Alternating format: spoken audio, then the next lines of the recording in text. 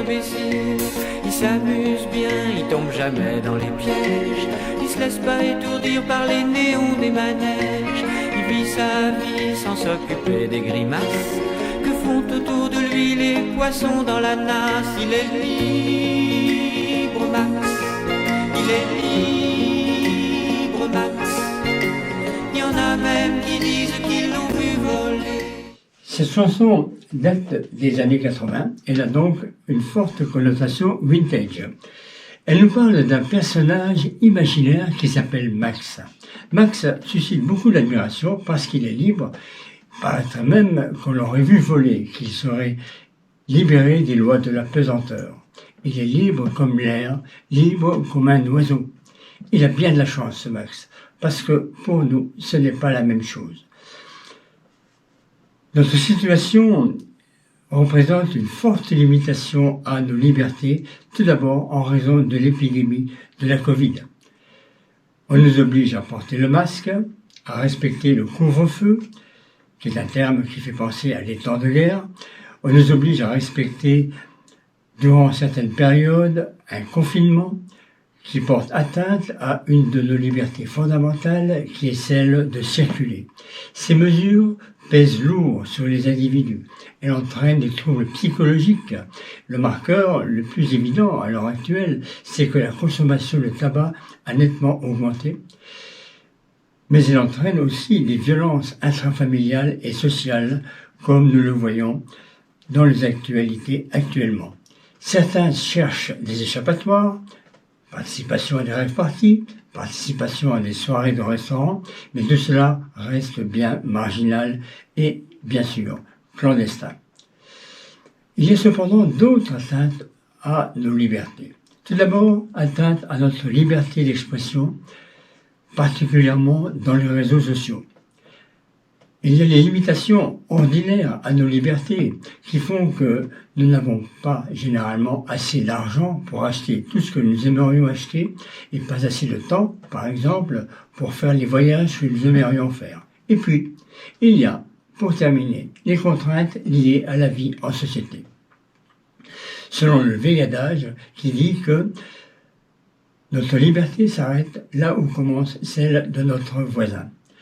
Mai 68 avait pour devise, en tout cas une de ses devises, il est interdit d'interdire. Nous sommes bien loin de cela. Les interdictions, pour nous, se multiplient et vont encore se multiplier. Nous sommes, comme le dit la chanson, comme des poissons pris dans la nasse, pris dans le filet. Il regarde autour de lui avec les yeux de l'amour. Avant que t'aies rien pu dire, il t'aime déjà au départ. Pourtant, cette chanson nous parle d'autre chose. Elle nous dit que Max a le sourire facile, même pour les imbéciles, qu'il regarde autour de lui avec les yeux de l'amour, et avant même que tu aies rien pu dire, il t'aime déjà au départ. Voilà des attitudes, des comportements qui peuvent surprendre, et qui marquent en fait que ce Max possède une liberté pas seulement extérieure, peut-être celle de voler, mais aussi une liberté intérieure dans le cœur, pour pouvoir aimer les gens comme cela, leur sourire facilement, être content tout le temps. Eh bien, il faut vraiment se sentir libre intérieurement. Il ne s'agit pas dans ces cas-là de rouler à 200 à l'heure sur l'autoroute, ou de changer de partenaire tous les 10 jours, ou d'aller piquer dans les magasins, mais il s'agit d'une vraie liberté, d'une liberté intérieure. Et cette liberté-là, nous ne la vivons pas. Nous ne sommes pas, en général, comme Max. Notre caractère, nos colères, nos paroles nous amènent à dire des choses que, en fait, nous regrettons après. Il y a souvent dans le cœur de la rancœur, de la jalousie, de l'amertume. Nous sommes attachés aux choses matérielles la plupart du temps. En tout cas, c'est à cela que nous incite la société. Toujours plus, toujours mieux. Un plus beau salon, une plus grande télé, une plus belle voiture, une plus belle maison, etc., etc. Il y a aussi les addictions qui, intérieurement, nous lient. D'abord la drogue, du simple pétard du samedi soir, récréatif, à la ligne de cocaïne quotidienne.